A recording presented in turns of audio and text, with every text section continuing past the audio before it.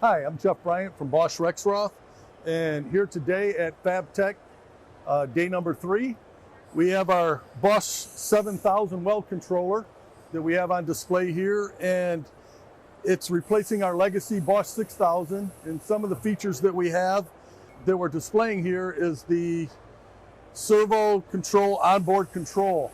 So with that, we can actually control the servo gun instead of the robot controlling the gun. We actually take control of the gun, and with that, we can control the force and the torque within the control itself. We also have the MGDM module. With the MGDM module, it's a module that we can put on the back of a weld gun and through Circos get all the information back into the weld timer with a single communications cable. And that reduces the amount of cabling that goes from the robot to the gun itself. So through the robot dress package, now you only have one cable that could possibly fail versus 12 or however many cables that you have.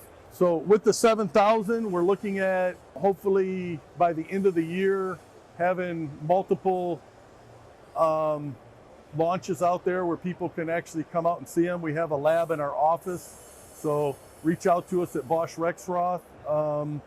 And we also have our IoT and our WSA software, our intelligence software.